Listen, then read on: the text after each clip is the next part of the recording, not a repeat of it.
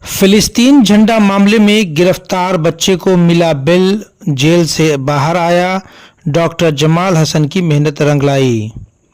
पहली मुहर्रम 8 जुलाई को दरभंगा जिला मुहर्रम कमेटी कार्यालय के ठीक सामने में बच्चे द्वारा लहराए गए फिलिस्तीनी झंडा विवाद को लेकर जिला प्रशासन ने मोहम्मद गुलजार को 14 जुलाई को गिरफ्तार कर जेल भेज दिया था। कल मोहम्मद गुलजार को दरभंगा जिला न्यायालय से बेल मिल गया। जेल से निकलने के बाद बच्चा अपने घर आया तो परिजनों के अलावा पूरे इलाके में खुशी का माहौल देखा गया। उस पर आज एडवोकेट अंबर इमाम हाशमी ने अपने आवास पर पत्रकारों से किए गए सवालों पर कहा कि गलत तरीके से पुलिस प्रशासन ने केस कर बच्चों को जेल भेजा है, जो पूरी तरह से गलत है। और इस मामले में सिर्फ और सिर्फ डॉक्टर जमाल हसन ने बच्चे के बेल के लिए मुझसे मिलकर मदद करने की दरख्वास्त की थी। इनके अलावा किसी ने भी मुझसे बच्चे के मामले में मदद करने को लेकर के कोई संपर्क नहीं किया। वहीं मौके पर मौजूद डॉक्टर जमाल हसन का कहना है कि फिलिस्तीन झंडा लहराने का मामला कोई बड़ा विवाद नहीं था। नफरत फैलाने वालों की राजनीति की वजह से इतना हंगामा हुआ। अफसोस इस बात का है कि इस मामले पर कई बड़े दिग्गज नेता पूरी तरह से चुप खड़े थे और वह पीड़ित परिवार के साथ खड़े तक नहीं हुए और न ही मुहर्रम कमेटी के लोग इस मामले में खड़े हुए। पूरी दरभंगा की जनता उन सभी को पहचान चुकी है जो ऐसे छोटे मामला में गरीब परिवार के साथ खड़ा न हो पाया। जब वोट लेना हो तो उन गरीबों के दरवाजे पर जाएंगे, लेकिन जब वो मुसीबत में होंगे तो कहीं नजर नहीं आएंगे, ऐसा डॉक्टर जमाल हसन ने कहा। आगे उन्होंने कहा कि मैं शुक्रगुजार हूं एडवोकेट अंबर इमाम हाशमी का, जिन्होंने इस बच्चे को बेल दिलवाया और पीड़ित परिवार से एक पैसा तक नहीं लिया। और आगे कहा कि कुछ लोग हर मामले में हिंदू मुस्लिम नफरत फैलाने का काम करते हैं। अपनी गलत और नफरत फैलाने वाली राजनीति के लिए इस मामले को ज्यादा तूल दिया गया। एक्चुअली वो जो केस हुआ, घटना की तारीख हुआ 8/7/24, 13 को FIR हुआ है।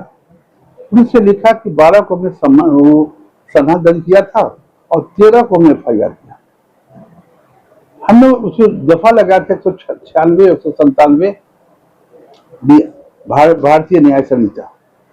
उसमें कहता क्या है कि अगर दो कम्युनिटी के बीच, डिफरेंट कम्युनिटी के बीच कोई ऐसा काम करे जिससे कि हैट्रेड पैदा हो, नफरत पैदा हो, तो उसके लिए वो दफा लगाया गया है। या देश की शांति खतरे में हो। जो मामला बनाया पुलिस ने बनाया, एक्चुअली वो बनता नहीं है। नंबर 1 के 8 तारीख को किसी ने शिकायत यह नहीं किया कि उसके झंडा फहराने से फहराया भी तो हमको नफरत हुई, तो दंगा हुआ उस बात को लेकर। 8 से लेकर 12 तक पुलिस 7 बजे के लिए कोई FIR नहीं किया, तो किसी ने प्रोटेस्ट तो किया ही नहीं। जब प्रोटेस्ट नहीं किया तो हंगामा कैसे होगा, देश खतरा में कैसे पड़ेगा। और अगर कोई झंडा था भी, बेस्ट कपड़ा, बर्बाद कपड़ा। और 12 को जो सनहा किया और 13 को FIR किया, FIR दर्ज क्यों नहीं की? मुहर्रम के जुलूस से और पुलिस वाले मौजूद, पुलिस उस बच्चे को गिरफ्तार क्यों नहीं किया? These are the points for the revision for bail। इस बात को कोर्ट ने सुना और कोर्ट ने सुने और उसको बेल ग्रांट कर दिया। नहीं, अभी तो नहीं होगा, इतना इन्वेस्टिगेशन में केस है। हर केस का तरीका है। FIR हुआ है, 2 मुद्दे उसमें और हैं, एविडेंस बाकी है, इन्वेस्टिगेशन होगा। अगर हम लोग लड़ेंगे इस बात के लिए, हमें मेन की उसमें यह है कि no case is bed out. जो पुलिस ने केस बनाया है उससे कोई केस बनता ही नहीं। No offence is being made out. तो उसकी लड़ाई हम लड़ेंगे, पिछले फाइल कर लड़का जेल से निकला, हम पिछले फाइल करेंगे कि कोई केस बनता ही नहीं है जिस केस को ड्रॉप किया जाए। तो अभी अनुसंधान में पुलिस को राइट है फाइनल करने का, फॉल्स करने का, चार्जशीट करने का। अगर चार्जशीट भी आता है तो भी कोर्ट को राइट है चार्जशीट को एक्सेप्ट करे ना करे। ऐसे हम लोग वहां प्रोटेस्ट करेंगे फिर कोर्ट में, केस नहीं चलना चाहिए। पुलिस की कोई मजबूरी नहीं होती है। ये बात टीवी से कहने का नहीं है। देश का जो हाल है, पुलिस हो तो देश का भी हाल बहुत अच्छा नहीं है। कानून जब तक ये नहीं बनेगा देश में कि गलत करने की डायरेक्ट सजा है, तब तो गलत होता रहेगा। इसीलिए लोगों को न्याय देश में नहीं मिलता।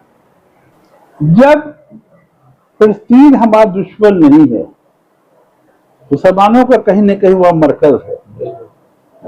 तो ऐसी हालत में मुसलमानों पर मुकदमा चलाना बिल्कुल गलत है। मुकदमा चलाना ही नहीं चाहिए, एफआईआर करना ही नहीं चाहिए। आखिर जब संसद में किसी एमपी ने फलस्तीन जिंदाबाद किया तो मुअत्तल क्यों नहीं कर दिया गया? उसको मुअत्तल नहीं किया गया, उसको एफआईआर नहीं किया गया और आम नागरिक पर मुकदमा किया जा रहा है। क्या गलत हुई? वही एफआईआर हो जाता संसद में। संसद में कोई एफआईआर हुआ आज तक? वही भिड़ा हुआ करो एफआईआर। अब जय श्री राम का नारा लगाते हैं तो एफआईआर नहीं, तो फलस्तीन कर दे तो एफआईआर।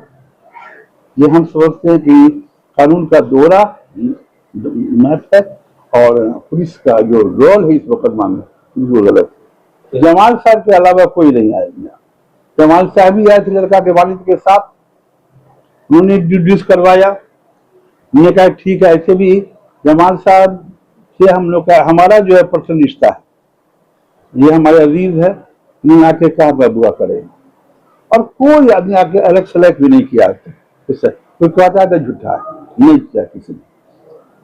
मोहर्रम कमेटी के किसी आदमी ने हमसे इस बात में संपर्क नहीं किया, इसको बेल करवा दीजिए, इसको हेल्प कीजिए, कोई आदमी नहीं किया। अगर कहता है तो झूठा है।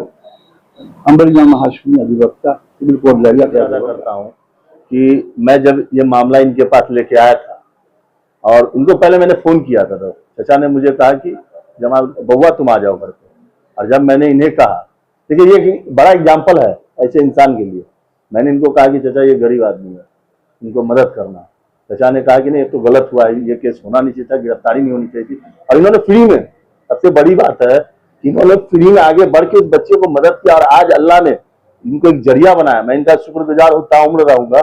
इन्होंने खड़े हुए, इनकी शख्सियत वो है, इनकी जुबान में अल्लाह ने वो तारुफ दिया कि ये जब खड़े हुए तो बच्चे को पहले ही इनके बाद में बेल मिल गया।